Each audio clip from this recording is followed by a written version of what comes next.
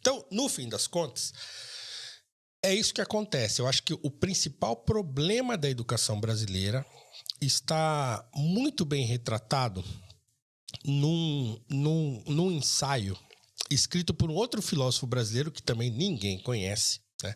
Um grande filósofo brasileiro, também cheio de contradições, porque era um filósofo e um historiador da literatura, né? Ele tem uma história da literatura muito conhecida e era um filósofo muito capaz, que é o Silvio Romero. Silvio Romero não era um homem negro, era um homem branco, mas era um homem branco que tinha entre o seu maior ídolo, ele idolatrava o Tobias Barreto, que era um homem negro, né? O Tobias Barreto, outro filósofo brasileiro, né? Os dois são da escola de Recife, né? E acho que eu já falei aqui no Noar, o Silvio Romero, ele briga com o Machado de Assis, escreve um livro desancando o Machado de Assis, mas, segundo dizem aí as fofocas intelectuais e literárias brasileiras, ele faz isso por quê? Porque ele queria que o Tobias Barreto assumisse o papel que o Machado tinha no Brasil, na literatura brasileira. Porque o Tobias Barreto, além de ser um grande filósofo, um filósofo que trouxe a filosofia alemã para o Brasil, Tobias Barreto trouxe a filosofia. Ninguém conhecia a filosofia alemã no Brasil, era só franceses aqui. Ele falou: esses franceses não estão com nada. Ele vai estudar alemão sozinho. E eu vou falar dele outras vezes aqui, inclusive. O tratado dele sobre liberdade e igualdade é muito bom. Então, o Tobias Barreto era um poeta também. Então, já escrevi sobre ele na Gazeta do Povo, inclusive. O Silvio Romero tenta reposicionar aí o Olimpo da literatura brasileira, colocando o Tobias Barreto no lugar do Machado. Mas, claro, ele não consegue fazer isso, mas ele tenta, né? Ele tem contra ele que ele era, digamos assim, afeito às ideias eugenistas que vigoravam aqui no Brasil no século XIX, apesar dele não ser, digamos assim, dele não ver a miscigenação como uma coisa deletéria, né? Ele achava que deveria haver um processo de branqueamento da sociedade brasileira. Mas ele, por exemplo, na sua história da literatura, ele fala da literatura africana. Ou da contribuição da África para a literatura brasileira. Ele inclui isso na sua história da literatura. Tá? Eu vi que tem perguntas, tá, pessoal? Aqui no finalzinho a gente vai trocar essa ideia. Pode deixar que eu vou lá daqui a pouco, mas só para não perder o fio da meada. Então, o Tobias Barreto, ele, apesar disso, né, apesar dele ter esse pensamento eugenista brasileiro e tal, ele escreveu um ensaio que está disponível na internet. Eu vou ler só 2 pedacinhos bem pequenos aqui do começo desse ensaio. É um ensaio de 1908, tá? 1908. Ele escreveu um ensaio chamado Nosso Maior Mal. Vocês depois digitem aí no Google, vocês vão encontrar. Acho que tem um blog só que tem esse ensaio. Eu tenho ele em livro, tá? Mas é fácil de encontrar. Você digita, acho que é o primeiro que vai aparecer. É um ensaio relativamente longo, mas vale muito a pena ser lido. Mas eu queria que o Gabriel colocasse aqui na tela. Eu separei 2 trechinhos do comecinho dele para vocês verem o que ele fala e que vai dar, de certo modo, suporte ao que eu estou apresentando aqui para vocês, tá? Então, enquanto ele põe na tela, eu abro aqui no meu celular. Já tá lá? Beleza. Então, olha só. Nosso Maior Mal, 1908, Silvio Romero.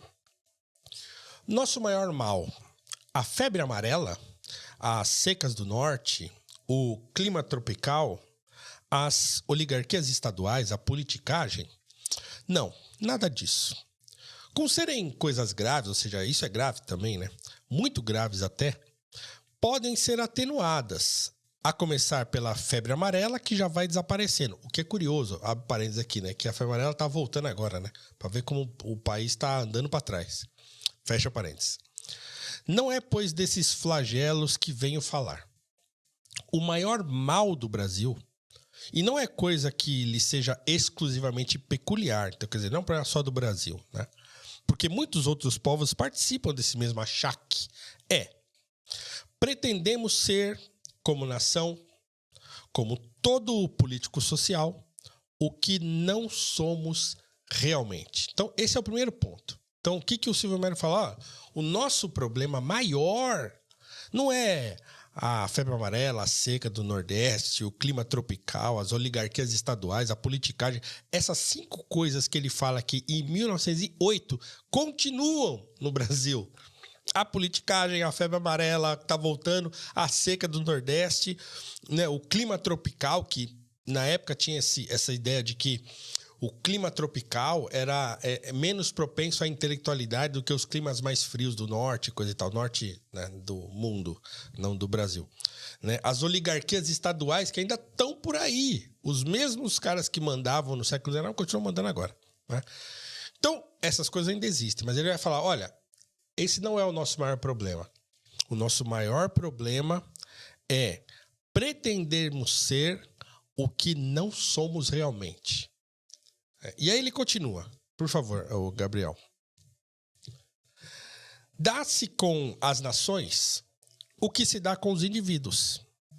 A maior parte dos erros, dos embaraços, das decepções, das quedas, dos prejuízos, dos desastres e até da total ruína que cada um de nós comete, encontra ou sofre na vida, provém pura e simplesmente, quase sempre, desta coisa tão simples, tão rudimentar, tão indesculpável: o desconhecimento de nós mesmos.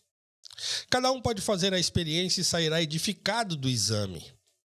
A inconsciência em que a maior parte das pessoas vive, das lacunas de sua inteligência, da insuficiência de seu saber, dos vícios de seu caráter, da fraqueza de sua vontade, é a origem da precipitação, da leviandade, da arrogância, dos falsos cálculos, dos passos errados, das loucuras praticadas. Fecha aspas aqui pro Silvio Romero. Então, vocês procurem depois esse ensaio e podem lê-lo, que vocês vão, né, sentir o mesmo soco no estômago que eu senti quando li a primeira vez e toda vez que leio, né, que releio. O que ele está querendo dizer aqui? Ele não está querendo dizer que o Brasil é um país ruim, que nós somos um povo atrasado, que nós somos um povo isso ou aquilo, né? Muito brincalhão ou muito sério. Não é isso que ele está dizendo. O que ele está dizendo é: nós não temos sequer consciência, e ele vai falar depois, consciência positiva do que nós somos.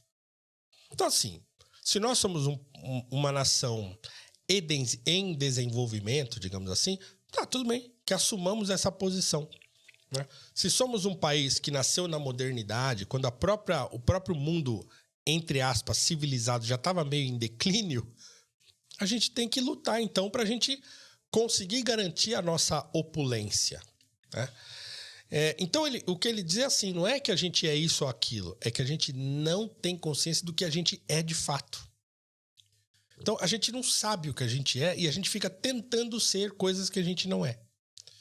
Então, a gente adora a moda americana, a gente adora a arte europeia, a gente gosta, agora com essa coisa, agora a gente quer buscar ancestralidade africana e tal, e não sei o quê. Então, a gente fica tentando fugir daquilo que a gente é de fato, que é brasileiro.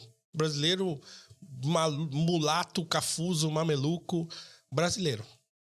Né? Com todos os erros e acertos de ser brasileiro. Então não há entre nós essa consciência do que a gente é de fato. E aqui eu estou falando não é de coisas materiais. Né? É óbvio que o patrimônio cultural que eu mencionei agora há pouco também conta, mas eu acho que o patrimônio cultural material ele vai ser preservado ou não de acordo com a consciência que nós temos da importância disso. E essa importância ela vem pelo fato da gente saber o que a gente é. Então, quer dizer, se a gente tem consciência do que a gente consegue dar os passos calculados para a gente avançar. E não sair correndo, e não tentar resolver tudo no peito, na canetada, e não, digamos assim, ficar dando margem a discursos ufanistas, né? A mentiras, muitas vezes. De querer resolver o problema onde não há solução, por exemplo. Ou tentar resolver o problema material das pessoas antes de resolver aquela consciência de que não jogar o lixo no chão ou nas encostas dos córregos ou sei lá onde, não sujar as coisas e não depredar as coisas, faz parte da consciência de que você faz parte desse país, de que você precisa cuidar disso, que é a sua casa aqui, né? Então a gente não tem, porque a gente também não tem mais referências nesse sentido. Então a gente... E esse painel não está aqui à toa, né? Então esse painel vai fazendo sentido a cada vez que eu converso com vocês. Porque ele não está aqui à toa. Ele não está aqui só porque ele é lindo, porque ele é lindo mesmo, né? O pessoal dos Estúdios Flow caprichou, Cazé, capricharam aqui. Tá lindo esse painel. Mas ele não está aqui à toa. A função dele aqui é pedagógica também. Vocês verem que essas pessoas que estão aqui são referência. Porque também agora, recentemente, criou-se a ideia da exceção, né? Então, você aponta aqui um desses quaisquer aqui e fala para um militante atual assim, ó, poxa, a gente tem que se espelhar numa dessas pessoas e falar, mas esse aí era a exceção. Não é exceção, não. Ele é exemplo, ele é referência pra gente. A gente olha pra ele e fala, eu quero chegar onde esse fulano chegou, quero fazer o que ele fez, quero ser quem ele foi. Então é isso, não, mas se a gente não tem, se a gente despreza as nossas referências, aí não tem pra onde correr, né? Então a gente não tem consciência positiva do que a gente é. Pra mim, esse é o principal problema da educação do Brasil. E isso vai irradiar pra tudo, né? Desde da pessoa mais pobre do Brasil, que tá lá lutando pra sobreviver, até o fulano mais endinheirado, e sobretudo nos nossos políticos, que de tudo que eles pensam na vida deles, o menos que eles pensam é no país e nas pessoas que estão por aí passando perrengue, né? Então, como diz o nosso Thomas Sowell, né, que tá lá em cima, no topo lá, ó. Abre aí de novo, Gabriel. O Thomas Sowell, ele tá entre o Oscar Micheaux e o Dr. Dre, lá em cima. Né? Aquele senhor negro de óculos lá em cima é o Thomas Sowell, né? Então, o Thomas Sowell, que é o maior intelectual vivo. Vocês vão me desculpar aí e tal, mas para mim e para muita gente, o Thomas Sowell, esse homem preto norte-americano, é o maior intelectual vivo, é gênio. Tá vivo ainda, tá com 92 anos por aí, 91. É gênio. E ele fala, né, a maior preocupação dos políticos é se eleger. E a segunda maior preocupação dos políticos é se reeleger. Os caras só pensam nisso, né? Então, as pessoas é o que menos importa. Então, a gente criar no Brasil, no brasileiro, em nós, esse senso do que a gente é, de fato, vai dar pra gente todo a estrutura de importância das coisas mais importantes que a gente precisa não só preservar, mas também almejar e perseguir. Né? Então, para mim, esse é o principal problema da educação do Brasil. É um problema que que atinge a todos e é um problema de uma distorção histórica e de um apagamento histórico sobre as coisas mais importantes e que mais deveriam fundamentar o nosso modo de ser brasileiro. Né? Para a gente não ter ódio do país, para a gente tratar as coisas ruins que aconteceram no país como coisas ruins. Claro, a escravidão foi um flagelo desgraçado, quase 350 anos de gente sendo massacrada e tratada como animal. Isso é horrível, certo? Mas, óbvio que perpassando esse flagelo horroroso que foi a escravidão no Brasil e no mundo, aconteceram coisas muito importantes. Apareceu gente muito importante que contribuiu para a formação do país, gente que amava o país. Amava mesmo, de fato. Né? O Rebouças, vou mencionar de novo, né? O André, que para mim foi um mártir, né, da civilização brasileira. Morreu amando o Brasil e decepcionado. O próprio Dom Pedro II.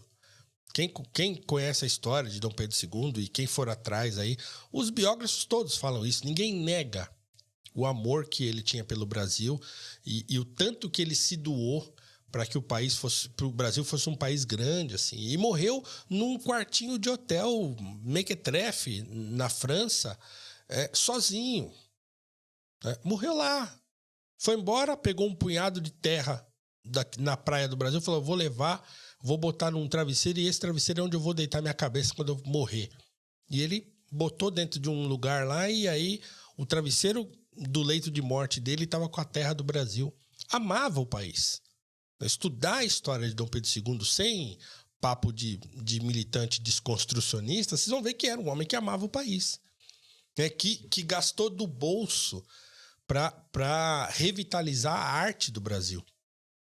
Pegava os artistas brasileiros, preto, branco, tudo, mandava para fora. Né? Então ele mandou para fora o Vitor Meirelles, mas mandou o Estevão Silva também, que foi um preto, artista preto brasileiro do século XIX.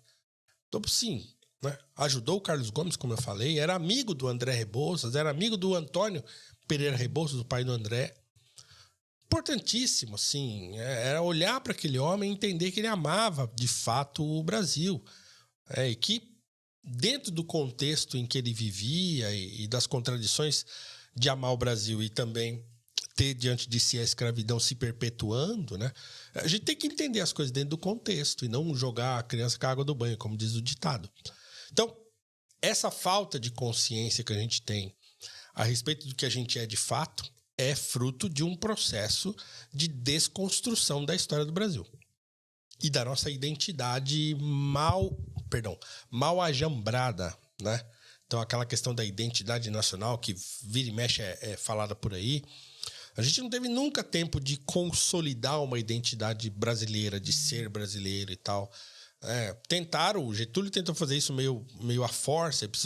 Os republicanos que deram o golpe lá em 15 de novembro de 89 tentaram fazer isso também a forceps, quebrando um processo que vinha acontecendo ali no século XIX e que teria como mote, a partir da abolição, né? A abolição seria o fio condutor da modernidade brasileira. As ideias da abolição, os projetos da abolição, se fossem tocados para frente, eles que iam definir o que ia ser o Brasil. Né? E a gente perdeu tudo isso. Então não tem como você educar as pessoas num país em que as pessoas não se sentem parte dele, não se sentem parte dele. Não gostam de estar aqui, não gostam de morar aqui, então só encontram um defeito no Brasil. E só vem beleza nas coisas naturais, nas praias, nos sei o quê. Só o elemento da natureza que é bonito para o brasileiro. Os elementos que são imateriais não são bonitos, ninguém fala deles, ninguém conhece.